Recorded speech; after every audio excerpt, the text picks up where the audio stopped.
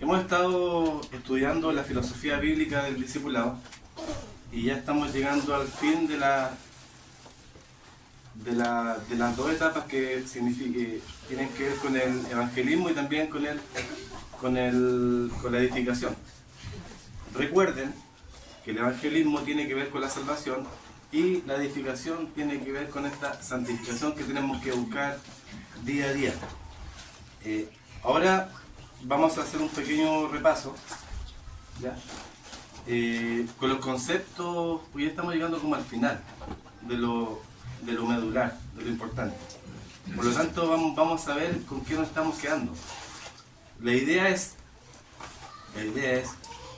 bueno, tal vez en un futuro podemos agregar un nuevo grupo de discipulados, pero la idea es que los grupos de discipulados vayan conectándose con la enseñanza de cada día domingo, porque tienen directa relación la enseñanza del día domingo con el discipulado que están viendo en las casas.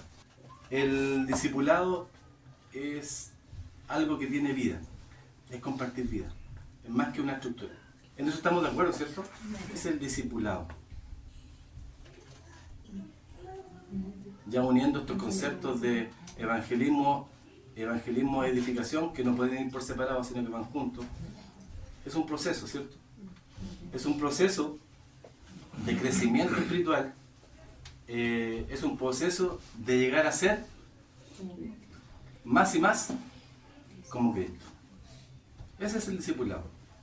O sea, siempre vamos a apuntar como iglesia a Cristo. Todo tiene que ver con Cristo. Si yo estoy parado acá con esta Biblia y con este material, tiene que apuntar a Cristo. Su vida, sus decisiones, su familia, todo lo que conlleva a usted, tiene que apuntar a Cristo. ¿Amén? Dijimos que este proceso del discipulado comienza con... Vamos acordándonos de los conceptos. ¿Qué es lo que vimos? Este proceso del discipulado, recuerden, comienza con... Hay dos pilares fundamentales que son uno solo. Evangelismo, exacto.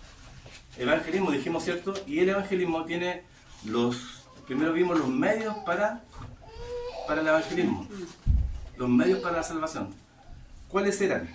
Primero, convicción social del pecado. Convicción De pecado.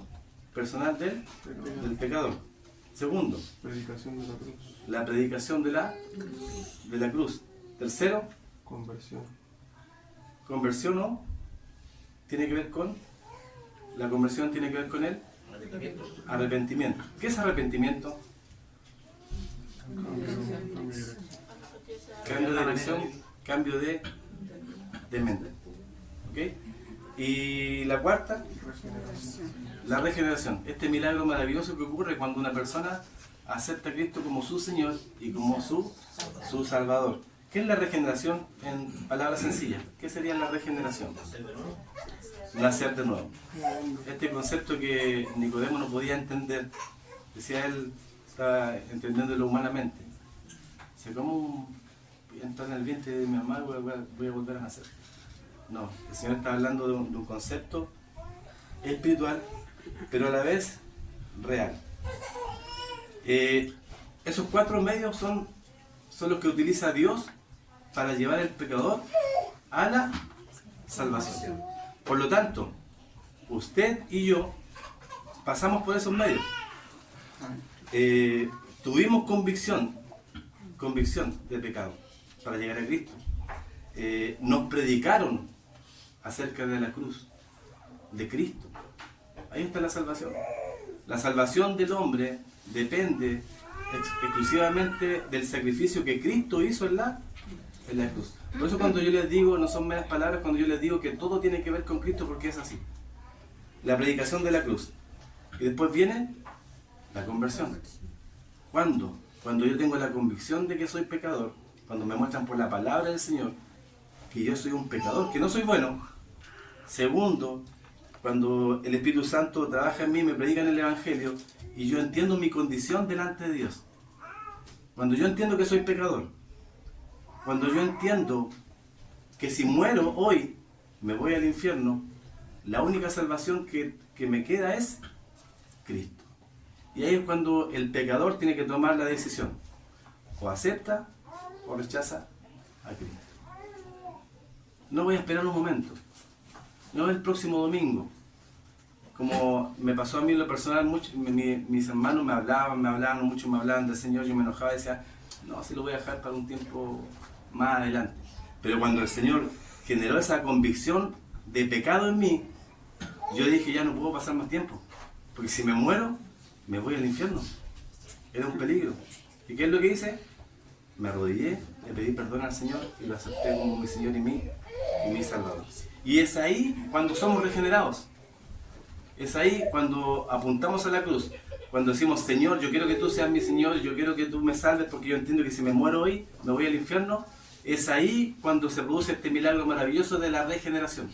Cuando el Espíritu Santo pasa a morar dentro de nosotros y nacemos de nuevo, una nueva criatura. Por eso cuando decimos que el creyente tiene que hacer lo que por naturaleza tiene que hacer, es entender que nuestra nueva naturaleza proviene del Señor.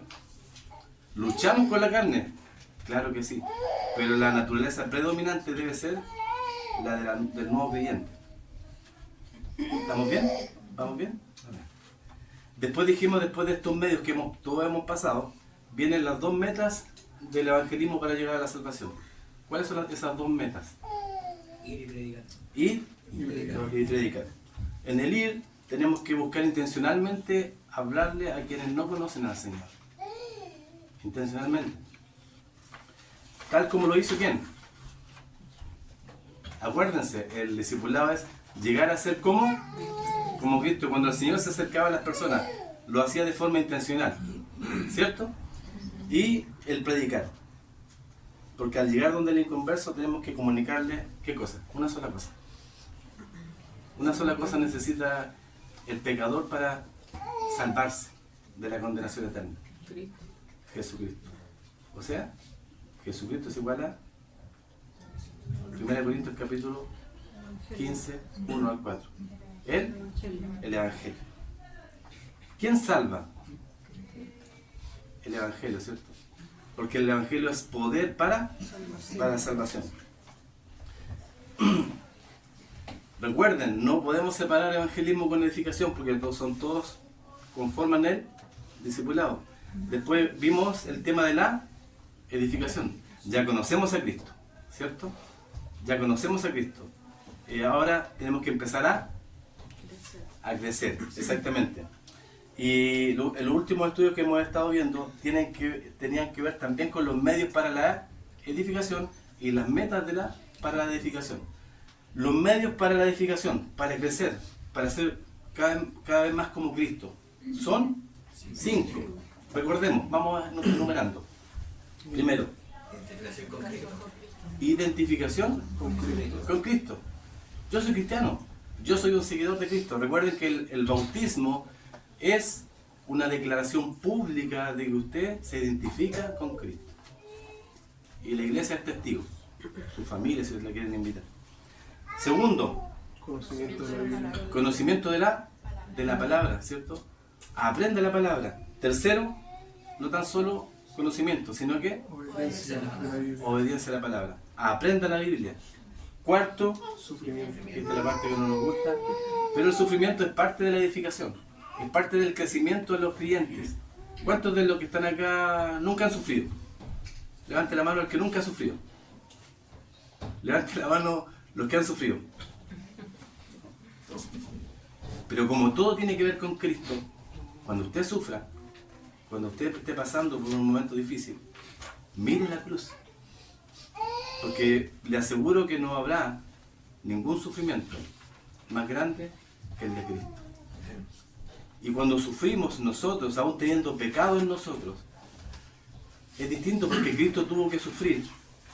Pero ese sufrimiento fue de un hombre que fue hombre inocente.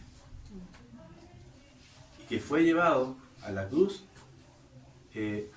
o mejor dicho, él sabía que tenía que ser llevado a esa cruz voluntariamente para morir por nosotros. Si yo puedo preguntar, ¿quién mató a Jesucristo? ¿Quién lo mató? ¿Quién lo mató? Es una pregunta capciosa, ¿no? Puede ser capciosa. Él se dio a sí mismo. Premio para el hermano. ¿Podemos matar nosotros a Dios? ¿Los judíos tenían poder para matarlo? Él se entregó, que es distinto. El Señor, ¿quién es? Es Dios. Algunos dicen que cuando el cielo se oscureció, cuando Cristo estaba en la cruz, dice que eran los ejércitos de los ángeles, que estaban preparados para pelear por su Señor. Pero Cristo se humilló, se contuvo ese poder, porque Él era Cristo, hombre, pero 100% Dios. La deidad en un hombre, es algo que es como difícil de entender. Contener tanto poder, se contuvo. Por amor a ti y por amor a mí. Por lo tanto, el sufrimiento es parte de la edificación. El sufrimiento es parte de la vida. Estamos en esta vida para sufrir, pero no todo tiene que ser sufrimiento. O es cuestión de perspectiva. ¿Cómo lo vemos? Entonces, el sufrimiento es el cuarto medio para la edificación. O sea, aguanta el sufrimiento. Aguanta el sufrimiento. Esto no va a ser para siempre. Es un momento pasajero. No va a ser para siempre. En algún momento va a dejar de sufrir. Puede ser irrisorio que yo le diga cuando usted muera, claro que va a dejar de sufrir. Pero para nosotros los creyentes, la muerte no es una pérdida, o no debiera de ser una pérdida. Al contrario, debería ser llegar a la meta. Cuando ese atleta se esfuerza, compite, se prepara, entrena, viaja para una olimpiada y para una sola carrera, ¿cuál es el fin de ese atleta? Llegar a la meta. Y ahí está la satisfacción. Ahí cumplió. Esta carrera también es igual. Tenemos que correr, tenemos que prepararnos, tenemos que sufrir un desgaste de todo tipo. ¿Para qué? Para que cuando lleguemos a la meta tendremos la satisfacción de que estaremos con nuestro Señor y también seremos premiados.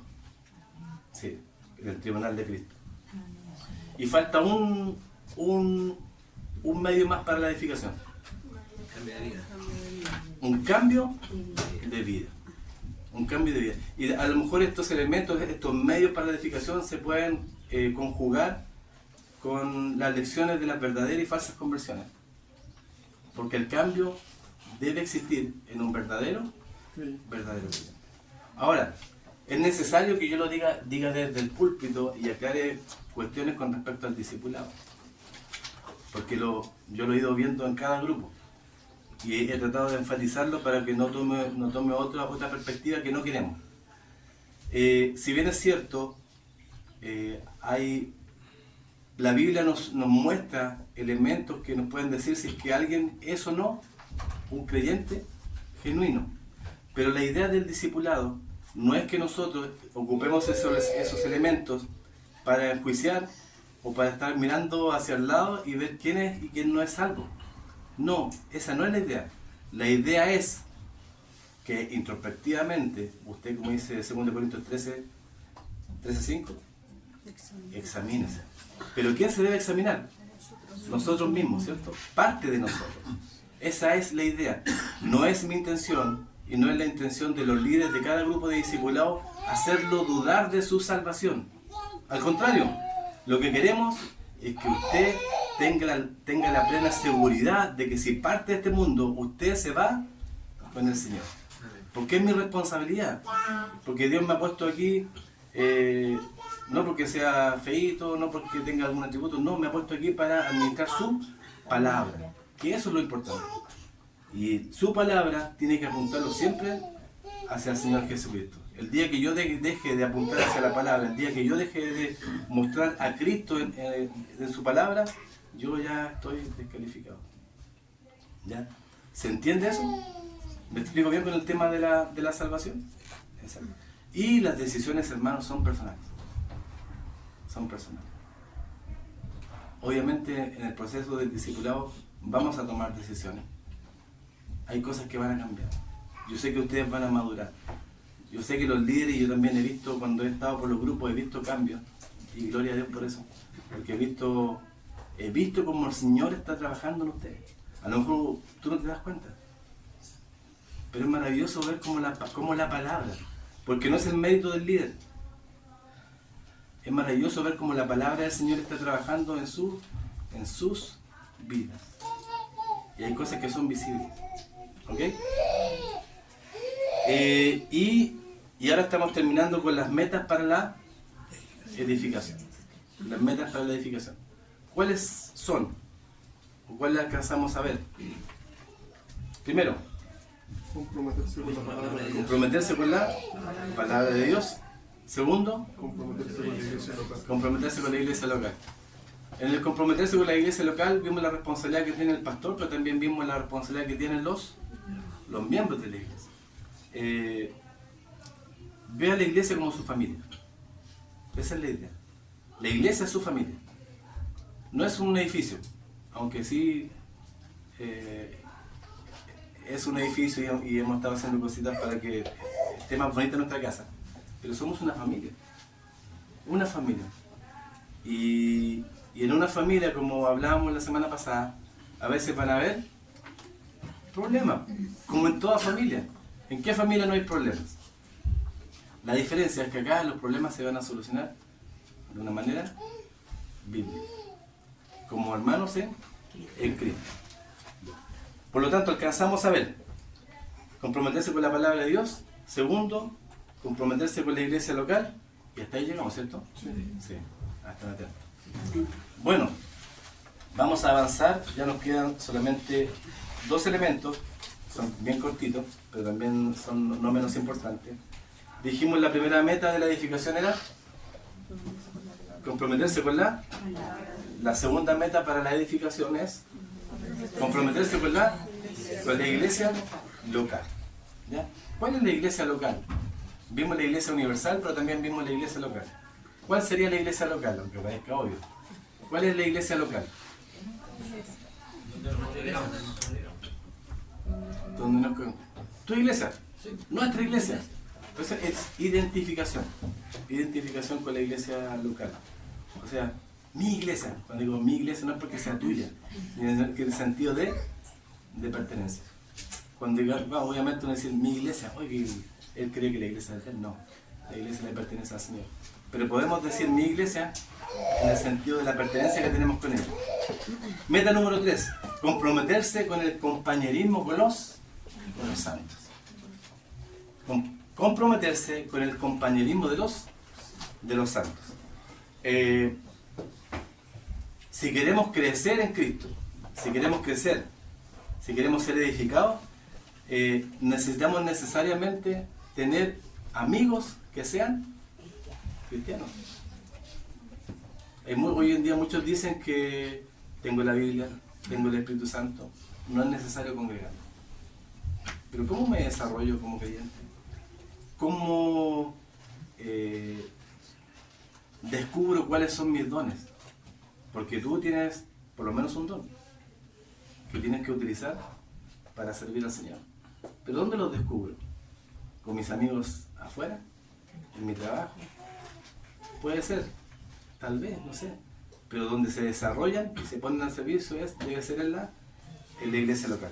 Miren, acompáñenme a Proverbios capítulo 13 y el versículo 20. Dice la palabra: el que anda con sabios, sabio será. Mas el que se junta con necios será quebrantado. Un gran principio. Por lo tanto, si nosotros queremos crecer en el Señor, ¿qué es lo que tenemos que hacer? ¿Qué tenemos que hacer? Juntarnos con hermanos que sean maduros. Pero también con los que no sean maduros. Porque en ese sentido todos nos podemos ayudar. Porque tenemos que también ser ejemplo para los demás. Por eso este proceso de discipulado tiene que ver con el crecimiento espiritual de cada uno. Que podamos madurar en el Señor. Que ya no seamos niños. Este tipo de compañerismo nos motiva y nos anima porque la pasión y el celo por Dios son más que enseñados.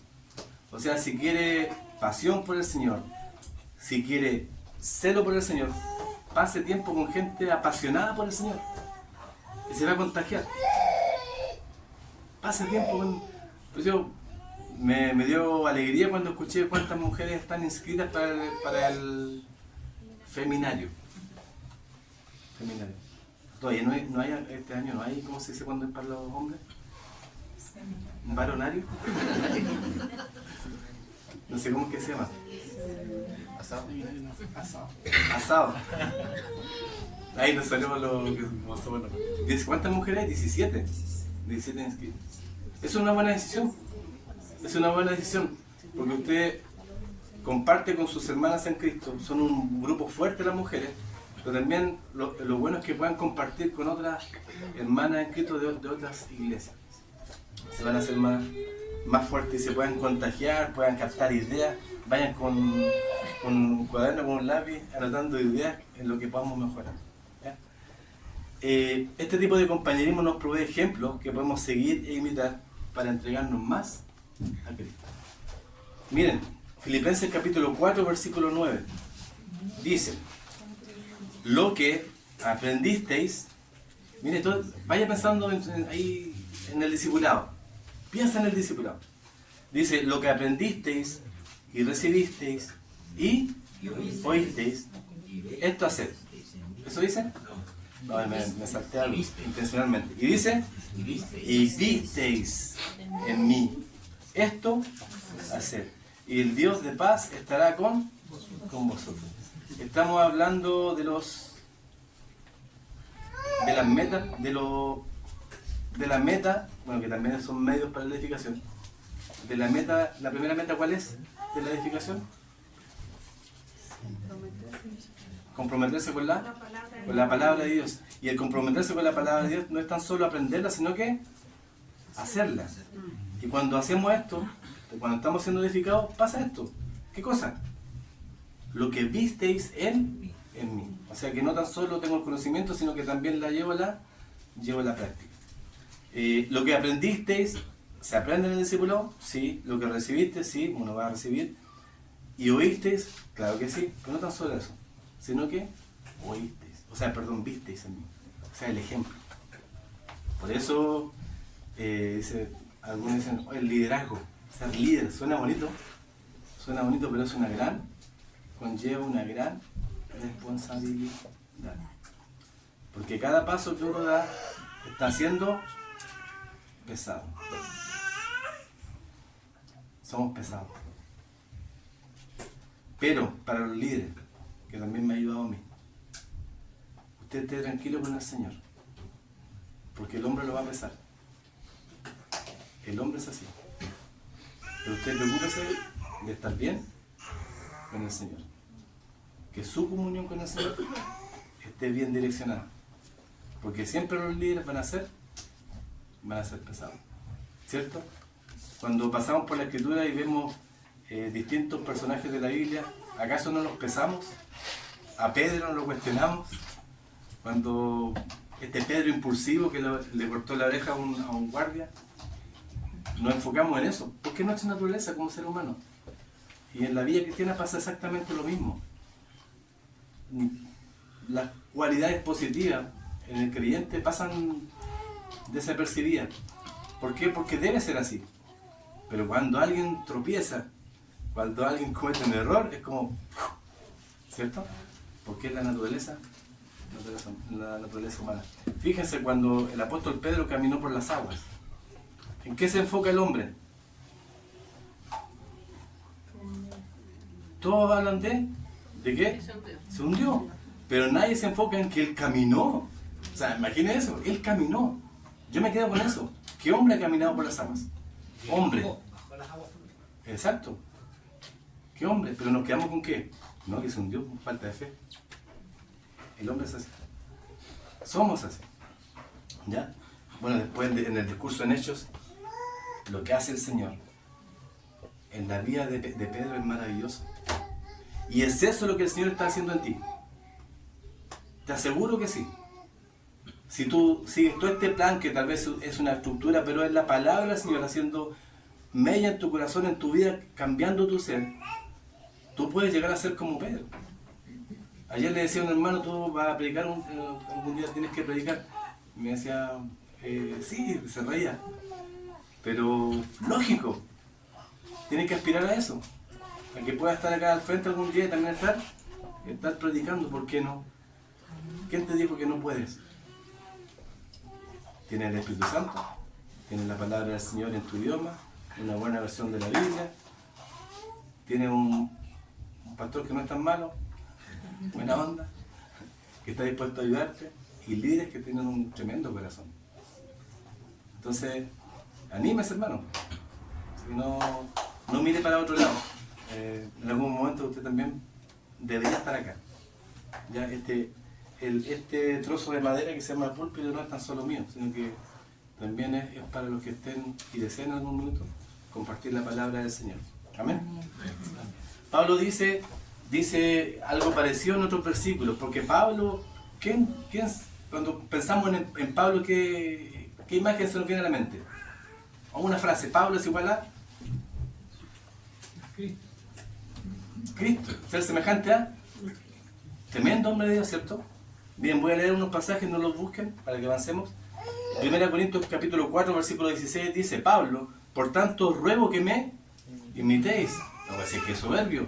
Si yo me paro acá adelante y les digo, hermanos, ustedes tienen que imitarme. O alguien se para acá adelante y dice eso. Pero con qué propiedad el apóstol Pablo dice, imítenme. ¿Era un hombre soberbio? Bueno, antes de conocer al Señor sí, pero después no. Un hombre experimentado en dolor, sufrimiento. El sufrimiento parte del crecimiento espiritual. Por tanto, ruego que me imitéis. 1 Corintios 11:1 dice, sed imitadores de mí, así como yo, de Cristo. Ahí está la clave. Él dice con propiedad, sed imitadores de mí, así como yo lo soy de Cristo. Esa es la clave. No mira al líder, no mira al hermano, mira a Cristo siempre. Él nunca lo va a dejar, Él nunca va a fallar. El hombre puede fallar, su discipulador, hablando de discipulado, puede fallar, claro que sí. Pero Cristo nunca falla. Cristo debe ser suficiente para toda nuestra vida. Filipenses capítulo 3, versículo 17 dice, hermanos, sed imitadores de mí y mirad a los que así se conducen según el ejemplo que tenéis en nosotros. El ejemplo. Y esa responsabilidad no tan solo recae en los líderes, sino que en ustedes también. En ustedes también. ¿Para qué? Para que podamos compartir el Evangelio con nuestra familia, para que podamos compartir el Evangelio en nuestro trabajo y tengamos autoridad para hacerlo. Porque si somos uno más en nuestro trabajo, o no parecemos creyentes en nuestro trabajo, ¿con qué autoridad podemos predicar el Evangelio? ¿Con qué autoridad podemos decir, oye, yo soy creyente? ¿Qué? Ah, ¿eres creyente? Si no me lo dices, yo nunca me hubiese imaginado. Al contrario, que te digan, que tú no digas soy creyente, pero que tus hechos digan por sí solos que tú lo eres. Ah, usted es creyente, sí, en realidad, porque siempre usted lo encontré distinto. Siempre usted era, no sé, lo imaginé. Que eso digan de usted. Pero eso es el ejemplo por imitar a Cristo. Primera de Tesalonicenses capítulo 1, versículo 6 al 8. Y vosotros vinisteis a ser imitadores de nosotros y del Señor, recibiendo la palabra en medio de gran tribulación, con gozo del Espíritu Santo, de tal manera que habéis sido ejemplo a todos los de Macedonia y de Acaya que han creído, que han sido ejemplo, porque partiendo de vosotros ha sido divulgada la palabra del Señor, no solo en Macedonia y Acaya, sino que también en todo lugar vuestra fe en Dios se ha extendido, de modo que nosotros no tenemos necesidad ya de hablar nada. Imagínense tremendo ejemplo de esta iglesia. O sea que ustedes ya lo hicieron todo. Nosotros ya no tenemos que...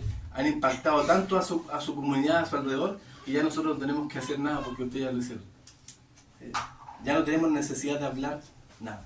Porque su vida, su ejemplo, han impactado a su comunidad. Y es lo que tenemos que llegar a hacer nosotros. Comprometerse con el compañerismo con los santos.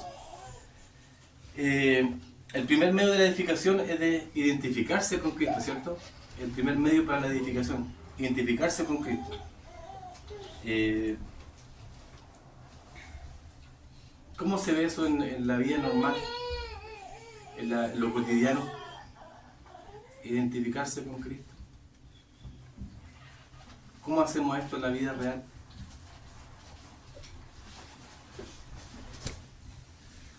Si bien es cierto, Cristo debe ser nuestro modelo a seguir, ¿sí? Pero ayer escuché una palabra muy buena, mentor. Deberíamos tener mentores o hermanos que nosotros encontremos que son hermanos maduros en Cristo, que nos puedan ayudar a crecer. Quiero llegar a ser como. Y para eso tenemos tareas, como liderazgo también. Se lo digo a hermano Flavio, hermano Nico y Felipe. Pero creo que sí lo estamos logrando. De ahí cuando ustedes dicen amén. Creo que lo estamos logrando. Como forzado. Bueno, yo lo puedo decir con propiedad. Sí, son hermanos con un tremendo corazón. Y yo siempre los destaco porque tengo que animarlos, porque ellos me ayudan muchísimo. Entonces tenemos un buen liderazgo que Dios ha puesto. Tiene que buscar a alguien, un mentor. Tiene que buscar relacionarse con los hermanos. No espere que los hermanos lleguen a usted, sino que usted vaya. Relaciónese con los hermanos. ¿A quién no conoce? ¿Conoce a todos los hermanos de la iglesia? ¿Los conoce a todos? No somos tantos. ¿Sabe cómo me llamo yo? ¿Sabe cuál es mi segundo nombre? ¿Ah? Mi señora siempre me lo dice cuando está enojada. Humberto. Eso es porque está enojada, señor. Pero haga esa reflexión, usted mismo. ¿Conoce a todos los hermanos de su iglesia y su familia? Pregunto, ¿somos una familia en Cristo? ¿Sí o no? Usted, es como si yo le dijera, Augusto, ¿conoce a Benja? Lógico, ¿no? ¿Conoce a quién es tu otra hija? ¿Cómo se llama? Es lógico. Somos una familia, allá voy, en Cristo. ¿Conoce a todos los miembros de su familia? Debiera de ser lógico. Entonces, si usted no conoce a alguno de los hermanos, hable de semana. Dese el tiempo de conocerlo. Démonos el tiempo de conocernos. Creo que ya cuando empezamos la iglesia, había ciertos grupos de afinidad. Creo, si ustedes me pueden decir si estoy equivocado, díganmelo, que ya no hay grupos. Ya es solo un solo grupo, una sola familia. ¿Es así o no? Sí, como que lo dudaron. Intégrese entonces. Si usted no lo siente así, esta vez porque usted no se está integrando. Intégrese a esta familia. Y la última meta, ya estamos terminando. La última meta. Dije la tercera, comprometerse con el compañerismo con los hermanos. ¿Ya? Y la tercera la cuarta, comprometerse con el ministerio. Y es hacia allá donde tenemos que apuntar, es su meta que debe alcanzar en la iglesia local. El discipulado es el proceso de conformarse a la imagen de Jesucristo. Yo voy repitiendo la frase continuamente, porque es un ejercicio para que usted ya después conformarme a la imagen de Cristo, por repetición. ¿A qué vino Jesús a esta tierra? ¿A qué bajó este Dios tan grande y se hizo hombre? ¿Para qué? ¿A qué vino? ¿Con qué propósito? ¿Con qué fin? A buscar y salvar lo que se había perdido. Y aunque ya este Dios, hecho hombre, ya estuvo acá, hizo lo que tenía que hacer y ascendió al cielo, ¿acaso la tarea no sigue siendo la misma? ¿Sí? Dijo, ya no los voy a dejar solos. Les dejaré un consolador. El Espíritu Santo que mora en nosotros. Por lo tanto, la tarea es exactamente la misma. ¿Cuál es? Buscar y salvar lo que se había perdido. Es la misma tarea que tuvo el Hijo, es la misma tarea que tiene también la Iglesia. Primera de Juan capítulo 2, versículo 6, si alguien lo tiene, por favor. Primera de Juan capítulo 2 y el versículo 6.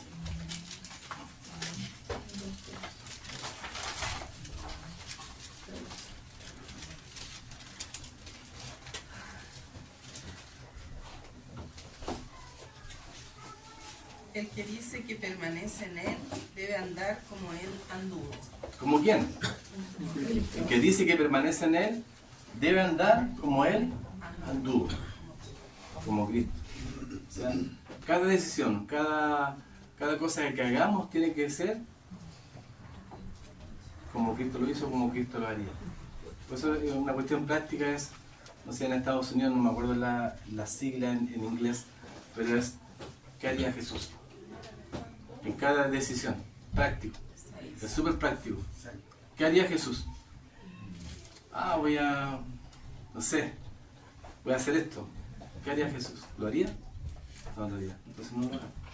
¿Se dan cuenta qué práctico? Romanos capítulo 8, versículo 16. Romanos capítulo 8, versículos 16 y 17. El Espíritu mismo da testimonio a nuestro espíritu de que somos hijos de Dios. Y si hijos, también herederos. Herederos de Dios. Y coherederos con Cristo. Miren lo que sigue. Si es que padecemos juntamente con Él, para que juntamente con Él seamos glorificados. O sea, ¿qué espera Dios de nosotros? Que padezcamos también juntamente con Cristo, trabajando con Cristo, haciendo la misma obra que Cristo hizo cuando estuvo en la tierra, padeciendo con Cristo. O sea, que padezcamos por la causa de Cristo, que no padezcamos por la causa de nosotros mismos. Porque a veces, y yo creo, sinceramente, que la gran mayoría del sufrimiento del ser humano, y aún incluyendo los creyentes, es causa del pecado. No es causa de una prueba, digámoslo así. Porque si tú no has cometido pecado y estás pasando por una tribulación, bueno, Dios te está probando, Dios te está edificando, Dios te está haciendo crecer, Dios está forjando la paciencia en ti. Pero si estamos sufriendo por nuestra culpa de nuestro pecado, tenemos que ser lo suficientemente honestos que decir, estoy pasando por algo que yo merezco en realidad. ¿Ya? O sea, si es que padecemos, debemos de padecer en esta tierra juntamente con Cristo, por la causa de Cristo. ¿Por qué? Por buscar y salvar lo que se ha perdido. O sea, nosotros nos vamos a salvar, obviamente. Pero ¿qué es lo que tenemos que llevar para salvar a la gente? El Evangelio. El Evangelio. Por lo tanto, cuando terminemos este proceso del discipulado y entendamos claramente lo que tenemos que hacer como iglesia, vamos a avanzar un peldaño más y vamos a enseñar acerca de, si lo dije, se lo anuncié, vamos a enseñar de evangelismo bíblico, que también tiene relación con los discipulados que están viendo en las casas. ¿Para qué? Para que el día de mañana tengamos este conocimiento de evangelismo, para que tengamos este conocimiento de edificación. Y ahí nos quedamos. ¿Sí? No. ¿No? Me asustaste. ¿Está bien? ¿Sí o no? No. Tenemos que llevar a la práctica. Es como siempre molestan al ejército, de que siempre están entrenando y nunca van a la guerra. Sí, pero es necesario el ejército. Es necesario, aunque nunca vaya a la guerra. Pero, porque no hay guerra. ¿En Chile hay guerra? Gracias a Dios no. Terrible, debe ser terrible una guerra. De hecho es terrible por lo que vemos en otros países. Pero déjenme decirle que ustedes están en una guerra, que yo estoy en una guerra, que estamos inmiscuidos en una guerra espiritual, que no es contra sangre ni carne, una guerra espiritual. Entonces, tenemos que prepararnos en la iglesia local. Este es como nuestro cuartel, donde nos preparamos para ir a combatir con el enemigo. Por lo tanto, somos edificados, vamos a aprender, pero también vamos a tener que llevar a la práctica lo que hemos aprendido. Aunque sea solamente entregar un tratado, anímese a eso. Vamos a ir paso a paso. No es que vamos a tirar a la calle y los vamos a tirar a los leones de forma inmediata. No, vamos a ir de forma paulatina. Porque entregar un tratado es difícil, ¿o no? No, es atreverse. Ya, después cuando ya pase por ese proceso, ya ahí vaya y predique. Pero para eso tenemos que prepararnos. Cuando decimos comprometerse con el ministerio, es entender que usted va a padecer, que usted va a tener que entregar algo a cambio para servir a Cristo, de su vida. No tan solo sus recursos, porque cuando uno dice, por ejemplo, estamos en una batalla. Por ejemplo, cuando usted escucha desde los púlpitos de las iglesias hablando solamente de dinero, ¿está bien o está mal? ¿Acaso Cristo murió en la cruz para que hablemos de que usted tiene que vivir una vida lujosa? ¿De que tiene que tener mucho dinero? ¿Se da cuenta del despropósito de las iglesias hoy en día? Si no estamos mal, ¿cierto? No estamos mal.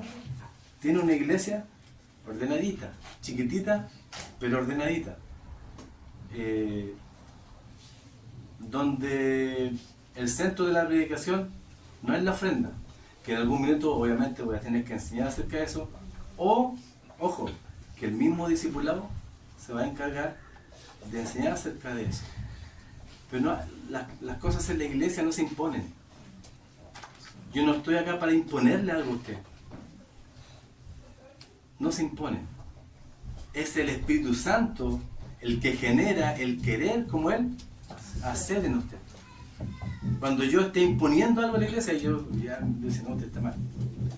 No, yo no impongo cosas, yo solamente enseño y lo direcciono a la palabra del Señor. Su obediencia, su sometimiento no es al líder, no es al pastor, sino que es a la palabra del Señor. Y si yo digo algo que está fuera de la palabra del Señor, no me hagan caso. De hecho, tírenme tomate. O dígame, no está mal. Tenemos que crecer constantemente en nuestro compromiso con la obra del ministerio que Dios nos dio. 2 Corintios capítulo 5, versículo 18. Y todo esto proviene de Dios, quien nos reconcilió consigo mismo por Cristo y nos dio el ministerio de la reconciliación. Que Dios estaba en... ¿Cuál es este ministerio? Que Dios estaba en Cristo reconciliando consigo al mundo, no tomándoles en cuenta a los hombres sus pecados, y nos encargó a nosotros la palabra de la reconciliación. ¿Nos encargó a quién? A nosotros la palabra de la reconciliación.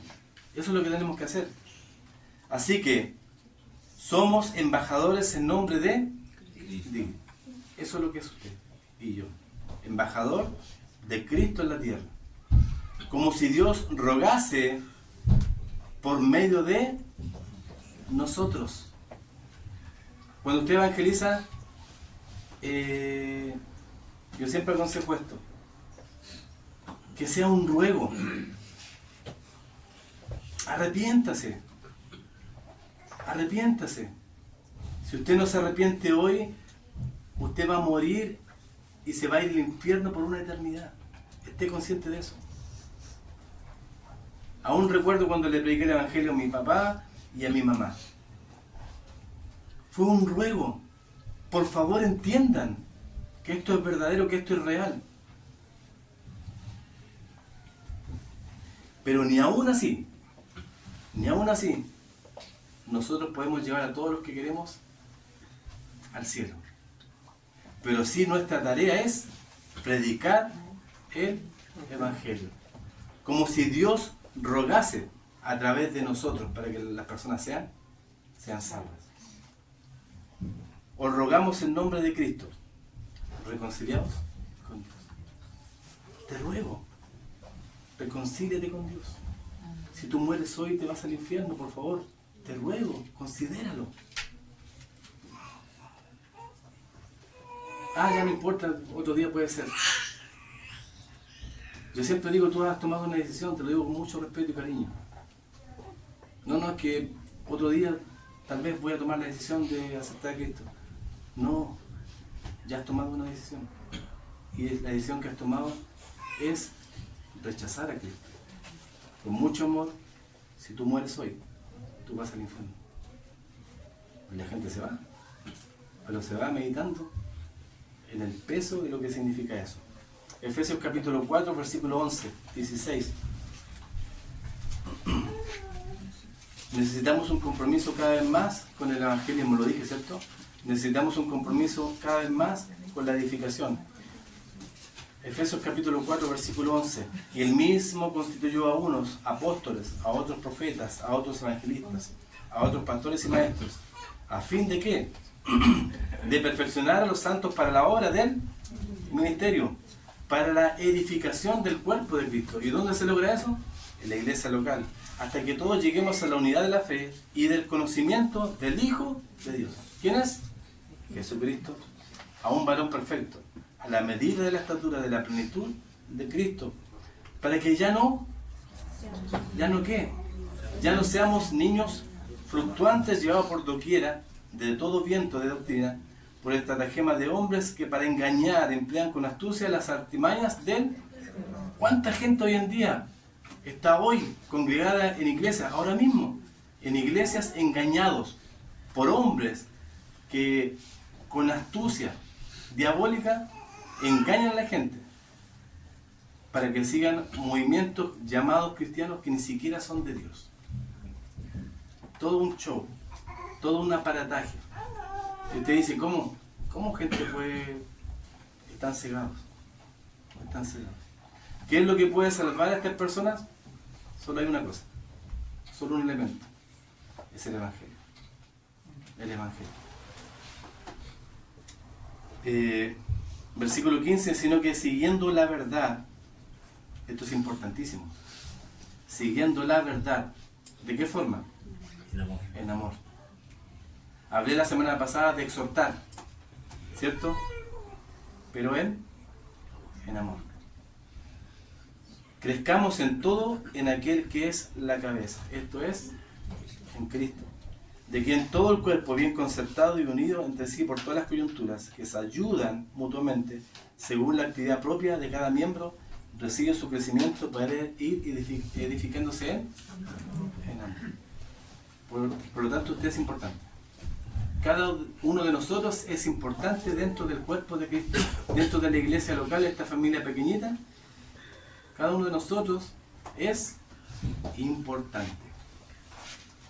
Por eso cuando uno de ustedes, algún hermano falta, debe de sentirse esa ausencia de parte de los otros miembros.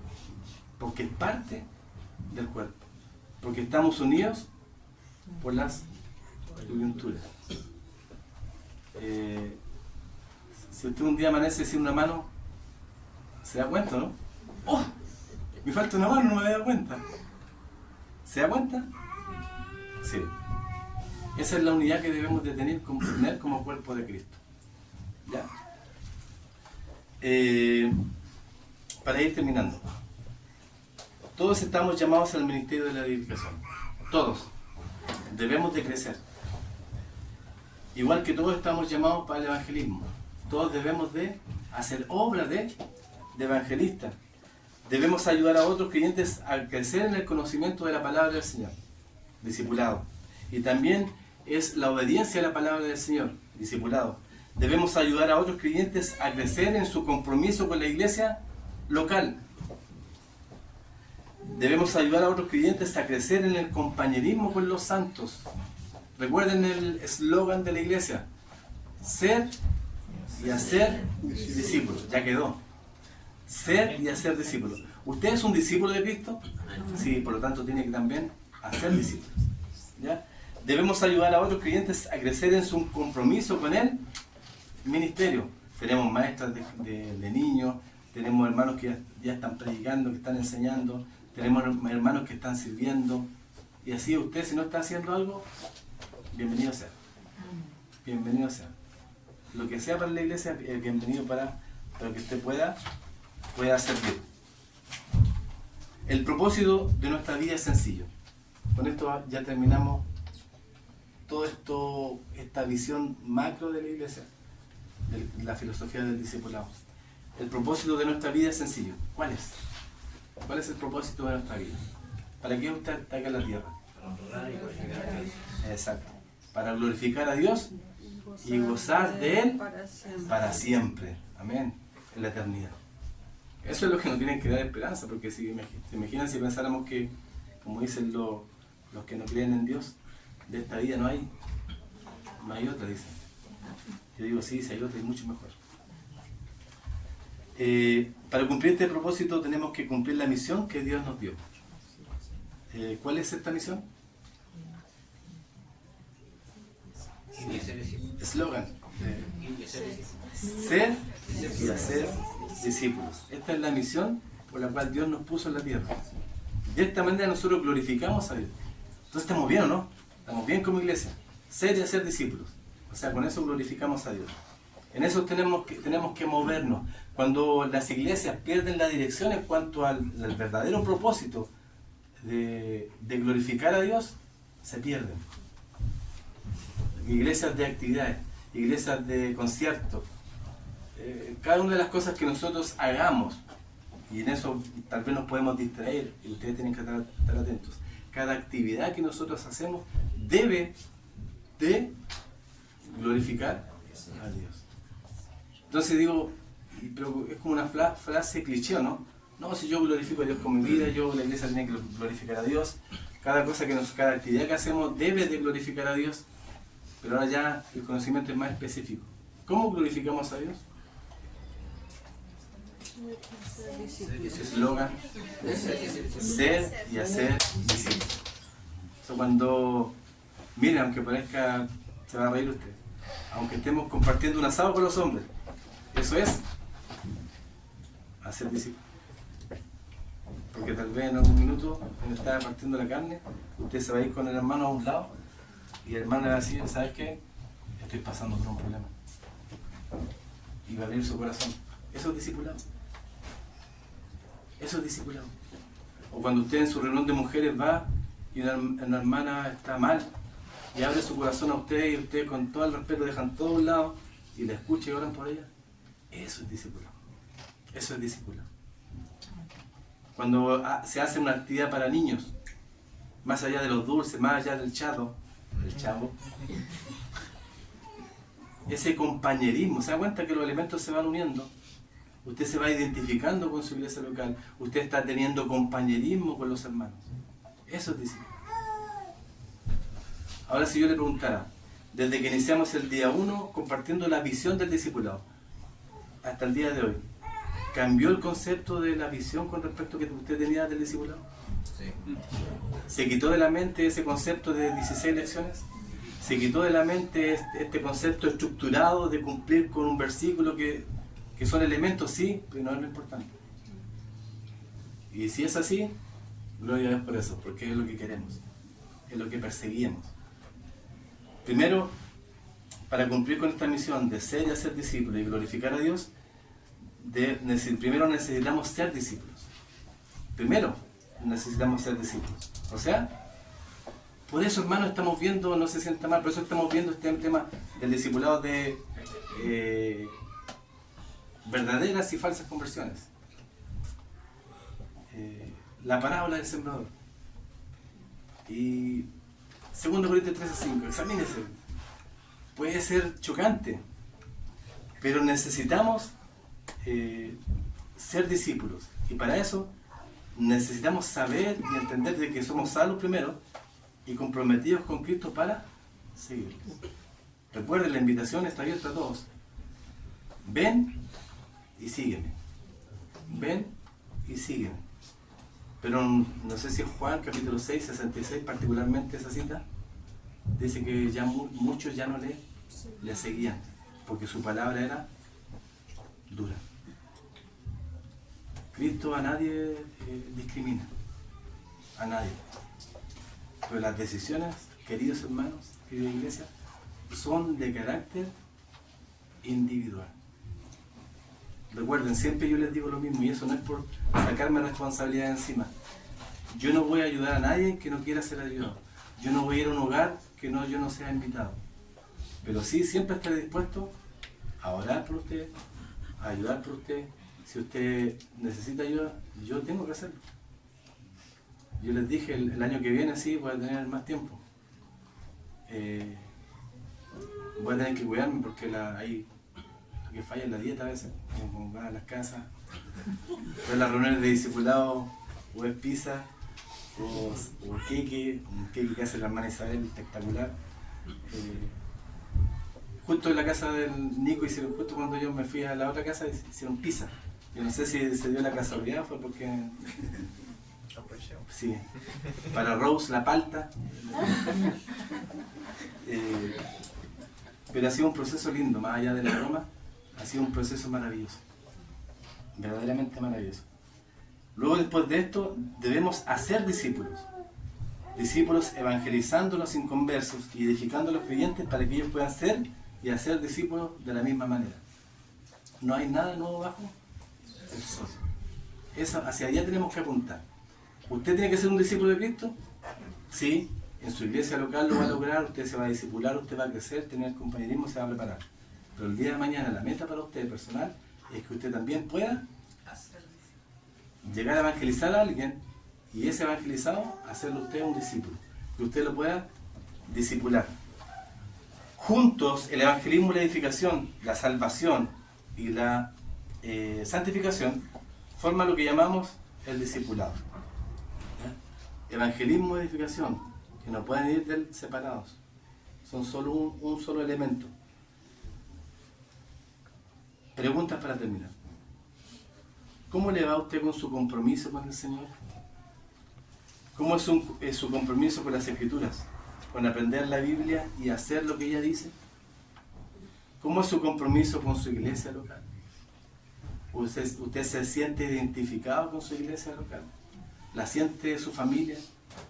Si no, trabaje en eso. Trabaje en eso. Cuando a mí me preguntan por mi iglesia, me preguntan, oye Adrián, ¿cómo está tu iglesia? Le digo, lo mejor son los hermanos. De verdad no miento, lo digo con sinceridad. Lo mejor, los hermanos. Tienen un corazón. ¿O estoy mintiendo? No. No es cierto. Y yo me puedo jactar de eso. Es un grupo no tan grande ni tan pequeño, es un grupo sano y se ve el amor entre los hermanos. Y ahí yo saco pecho.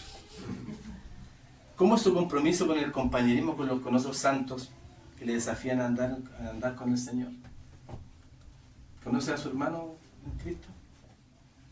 Tiene la intención de crecer. Tiene la intención de no tan solo ser un discípulo, sino que también discipular a otros. ¿Cómo es su compromiso con el ministerio? Evangelizando a los inconversos y edificando a otros creyentes. No se sienta mal porque estamos en un proceso de acomodarnos. Si todavía usted no evangeliza, tranquilo, ya llegará el momento de hacerlo. Todavía usted no discipula, tranquilo, ya va a llegar el momento en donde usted va a tener que discipular. Es por esto que estamos aquí en este mundo, para glorificar a Dios como iglesia, pero también de forma individual, para crecer juntos en Cristo como sus discípulos y a ayudar a otros a hacer exactamente lo mismo. ¿Qué cosa? Discípulos. Aunque parezca reiterativo, ser y hacer discípulos. Y cualquier otra cosa que no sea eso, estamos perdiendo el rumbo. Gloria a Dios por la visión que creo que ha venido de parte del Señor en esta estructuración de nuestra iglesia, en las mujeres me van a entender mejor, este proceso como de gestación de la iglesia, este parto que ha sido tal vez un tanto doloroso al comienzo, pero que a poco está tomando forma. Sin duda es el Señor quien ha dirigido su iglesia hasta este momento, ¿cierto?